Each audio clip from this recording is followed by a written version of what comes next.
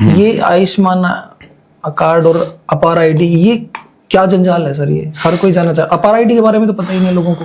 देखो, जो अपार आईडी है, इसको समझने के लिए आपको समझनी पड़ेगी नई शिक्षा नीति। जो इन्होंने नई एजुकेशन पॉलिसी बनाई, उस एजुकेशन पॉलिसी में एक टाइम मेंशन किया हुआ है कि हर बच्चे को इम्यूनाइजेशन देना, हर बच्चे को इम्यूनाइज करना, उसको इंजेक्शंस लगाना, ये स्कूल और कॉलेज निर्धारित करेगा। ओके। उसका रिकॉर्ड रखने के लिए अपार आईडी बनाई जा रही है और माँ बाप को यह बताया जा रहा है कि इसमें आपके बच्चे के सारे भविष्य के डॉक्यूमेंट रखे जाएंगे। ओके। देखो, डॉक्यूमेंट आपके घर में रखे हैं तो डॉक्यूमेंट आप मालिक हो। बिल्कुल। डॉक्यूमेंट अगर ऑनलाइन रखे हैं तो बिल गेट्स मालिक है। तो जब चाहे आपका अकाउंट फ्रीज कर सकता है। किस नाम पे फ्रीज कर सकता है? पहले नहीं किया गया। उन्होंने बोला बैंक में नहीं जा सकते अगर वैक्सीन नहीं लगवाई होगी तो। अब उन्होंने कहा राशन नहीं मिलेगा, तनख्वाह नहीं मिलेगी। ट्रायल था ये। अगली बार जब आपका बच्चा सरकार के हिसाब से गुलामी को स्वीकार नहीं करेगा, अकाउंट फ्रीज कर दो, आपका डिजी लॉकर फ्रीज कर दो, डॉक्यूमेंट ही नहीं है आपके पास। डॉक्यूमेंट का मालिक, अच्छा एक और बात है, रजिस्ट्री आपके पास है तो मालिक कौन है जमीन के? जिसके पास रजिस्ट्री है वही ना। बिल्कुल। तो आपके जो कागज हैं वो जिसके पास है, मालिक कौन है? वही मालिक है। वही मालिक, आपका भी मालिक वही, आपके कागजों का मालिक। तो हमारे माइंड को प्रोग्राम किया जा रहा है। पहले आपके माइंड को ये प्रोग्राम किया जा रहा है कि कागज के बिना जिंदगी नहीं होती। अब एकम दीक्षा और अमित का बेटा है, जब कोई बर्थ सर्टिफिकेट वाला आएगा, ये बात उसको कौन बताएगा? कौन बताएगा बताना? वो डिजिटल चीज नहीं, जब वो डेट ऑफ बर्थ सर्टिफिकेट बनाने वाला आएगा, जब डॉक्टर पूछेगा बाप का नाम क्या है, हम बताएंगे। आप बताओगे। माँ का नाम क्या है, आप बताओगे। बच्चे का नाम क्या रखना है, आप बताओगे। जब सारी बातें आपसे पूछ करके ही लिखनी है तो फिर उनका सर्टिफिकेट क्यों चलेगा भाई? ये भी बात सही है सर। हर सारा कुछ तो आप ही बताते हो ना। मेरा नाम ये है तो तुम कागज पे लिखवा के ले लो। हर बार हम बताते हैं तो हर बार मेरे से लिखवा के ले लो ना। किसी रिसेप्शन पे भी जाते हैं, किसी छोटी मोटी जगह पे, वहीं पे भी हम ही बताते हैं। तो इसका मतलब मेरा सेल्फ डिक्लेरेशन काफी होना चाहिए। किसी और का बनाया हुआ कागज मुझे डिक्लेयर करेगा कि मैं किसका बेटा और किसका बाप हूं? बिल्कुल। ये तो कितनी वाहियात बात है। और आपको यकीन दिला दिया कि ये कागज देना जरूरी है। ये जरूरी है यार। मैं आदमी पैदा हो गया, कागज कोई हो या ना हो उससे क्या फर्क पड़ता है? मेरी एग्जिस्टेंस तो है यार। मैं भूखा हूं और आप मानते हो कि इतने करोड़ लोग भूखे हैं, उनको अनाज देने के लिए आपको किसी कागज की आवश्यकता क्यों है भाई? बिल्कुल। रोटी देने के लिए आपको पता है कि वो भूखा है, और फिर गांव में आप उस कागज पर तो भरोसा कर रहे हो, आप उस अंगूठे पर तो भरोसा कर रहे हो, गांव में गांव के सरपंच पर भरोसा नहीं कर रहे हो, गांव में उसके पड़ोसी पर भरोसा नहीं कर रहे हो। कितना बड़ा प्रोपेगेंडा है, समझ नहीं पा रहे। आपको आयुष्मान कार्ड किस लिए दिया गया? क्योंकि आयुष्मान कार्ड के जरिए आपको बताया गया कि 5 लाख रुपए तक का खर्चा जो है, ये तो अपार आईडी का है। अपार आईडी आने वाले टाइम में आपके बच्चों को केवल और केवल वैक्सीन लगाने के लिए और कंट्रोल करने के लिए इस्तेमाल होनी है। उससे ना कोई डॉक्यूमेंट का लेना देना है, ना कोई उससे किसी नौकरी का कोई लेना देना है, ना कोई जॉब एप्लीकेशन का कोई लेना देना है। आधार वो तो एक बैक में है बस खाली। आधार शुरू में बना था जैसे, किसी को नहीं पता था इसका क्या किस लिए है, अब पता लग रहा है। आज हर चीज कनेक्ट हो गई आधार से। आपका पैन उससे कनेक्ट है ना? और वो तब भी बोलते थे जमीन, आपकी हेल्थ, सब कुछ आपकी गाड़ी के कागज, बैंक के कागज, ITR, पैन नंबर, आपका पेट्रोल का, आपका क्रेडिट कार्ड, आपका बिजली का बिल, पानी का बिल, रसोई गैस का बिल का कॉपी, जितना सब कुछ, प्रॉपर्टी ID, फैमिली ID सब जुड़ गई। अगली बार जब आपको अगली वैक्सीन ठोकनी होंगी, जबरदस्ती लगानी होंगी, तो केवल आधार बंद कर दो, केवल अपार बंद कर दो। इधर से जो आपका आयुष्मान कार्ड है, आयुष्मान कार्ड पे आपको भरोसा दिया कि आपको 5 लाख रुपए तक का इलाज फ्री होगा।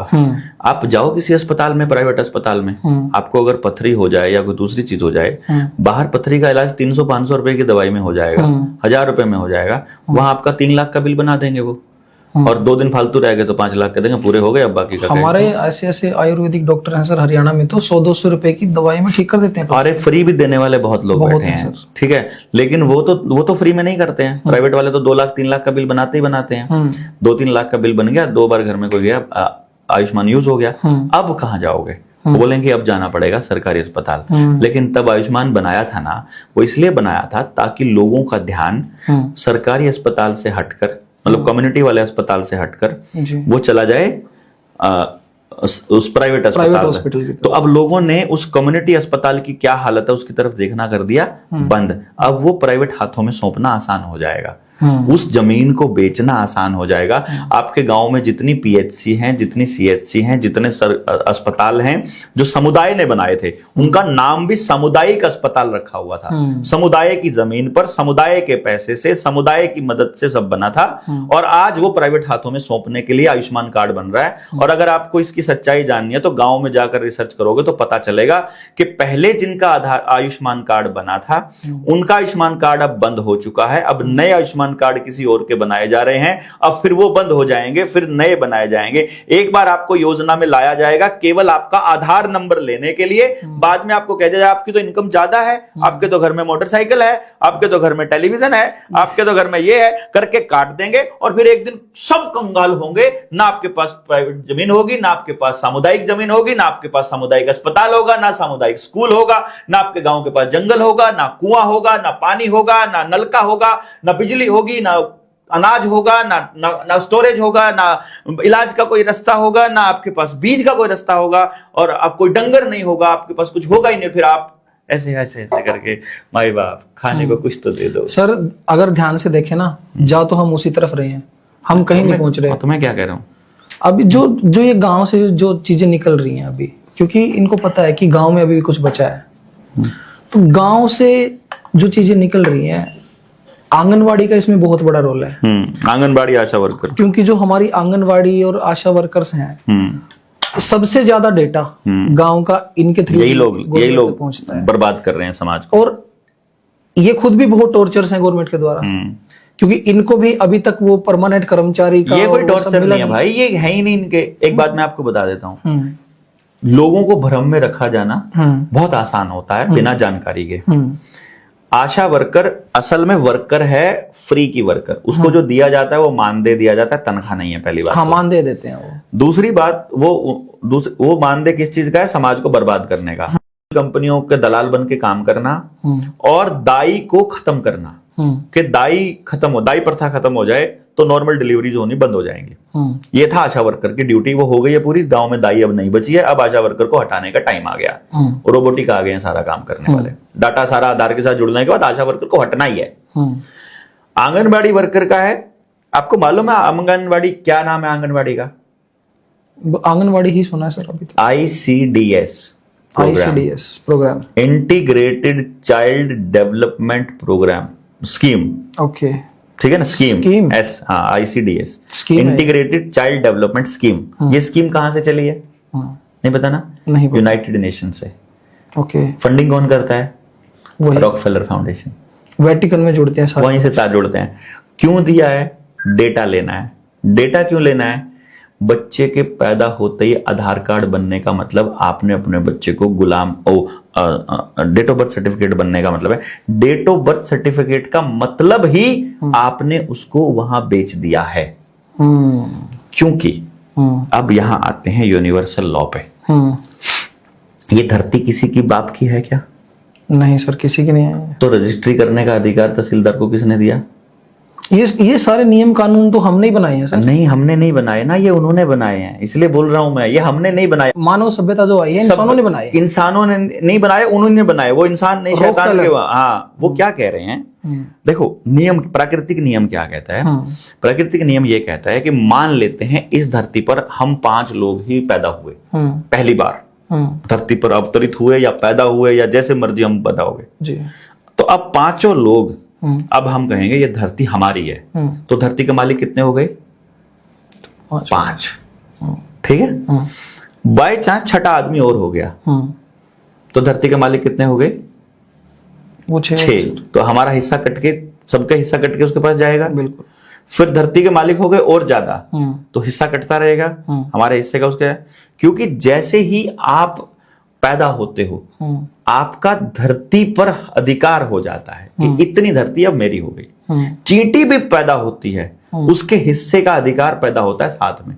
इसी टटीरी किसान के खेत में अंडे दे देना अगर अपना घोंसला बना के छोटा मोटा, देती है। ठीक है ना, किसान उसके ऊपर से ट्रैक्टर नहीं चलाएगा कभी नहीं भी। निकाल दो, वो साइड बोलेगा से कब्जा हो चुका उसका, हाँ, वो साइड उसकी जमीन है, साइड से वो किसान की जमीन नहीं बची अब। यहाँ तक कि पानी भी उसके वहां पे नहीं जाने वहां पे नहीं जाने देगा, बकायदा डोल बनाएगा, पूरे बकायदा खेत में पानी होगा, उसकी रक्षा होगी, वो अलग ही रक्षा रहेगा। होगी उसकी, हाँ, क्योंकि किसान यूनिवर्सल लॉ को मानने वाला आदमी, ये इंसानियत है। इंसानियत नहीं है, यूनिवर्सल लॉ है ये। यूनिवर्सल इस धरती पर आने वाले प्रत्येक जीव का बराबर अधिकार है, वो कोई भी जीव है और उसको जीने का अधिकार है। अब वो आदमी कहते हैं कि कितने आदमी है ये देखना पड़ेगा ताकि धरती में बराबरी देखी जाए। तो वो अपने मालिकाना हक को बचाए रखने के लिए वो आपसे डेट ऑफ बर्थ सर्टिफिकेट बनवा लेते हैं। Okay. Date of birth certificate बनवाने का मतलब अब आपने जो उसका धरती पर जो अधिकार था वो उसको सौंप दिया कि अब तुम इसका यूज करो। ओके। ये जो आपको फंडिंग मिलती है यूनाइटेड नेशन से, ये कैसे मिलती है? इस देश का पैसा डोनेशन के रूप में यूनाइटेड नेशंस को जाएगा, दूसरे देश का पैसा भी यूनाइटेड नेशंस को जाएगा, तीसरे देश का पैसा भी जाएगा। देखो कमाल की बात क्या है, ये कितना बड़ा गेम है, इसको समझो।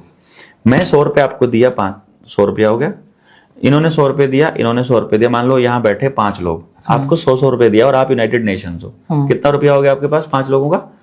500 रुपया हो गया।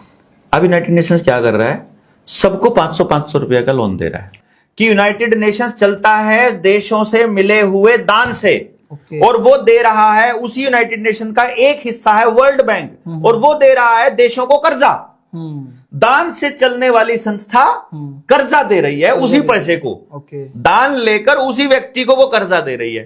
और जो आईसीडीएस प्रोग्राम जिसकी मैं बात कर रहा था, इंटीग्रेटेड चाइल्ड डेवलपमेंट स्कीम, जिसको आप आंगनवाड़ी के नाम से जानते हो, ये वर्ल्ड बैंक की स्कीम है जिसका मकसद है आपके पूरे सामाजिक ढांचे को जानना और उनकी मदद से उसको बर्बाद करना।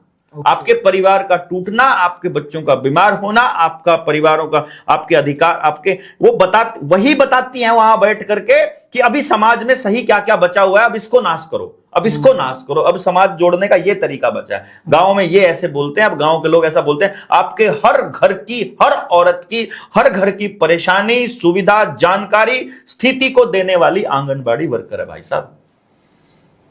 तो सर ऐसे में उनकी वो जॉब है भाई साहब, वो भी क्या करें? मेरी भी तो जॉब थी, मैंने तो छोड़ दी जब देखा कि बच्चों को बर्बाद करवा रहे हैं मेरे से, अगर गांव को बिकवा रहे हैं। फर्स्ट ऑफ ऑल तो उनको खुद ही नहीं पता ना सर, बस ये है असली लाइन, फिर यहीं आती है समझ, है ना? समझ नहीं है, उनको नहीं पता वो कर क्या रही हैं, उनके लिए वो जॉब है, बट उनसे करवाया क्या जा रहा है बैकएंड पे? आंगनवाड़ी वर्कर्स को नहीं पता, आशा वर्कर्स को नहीं पता।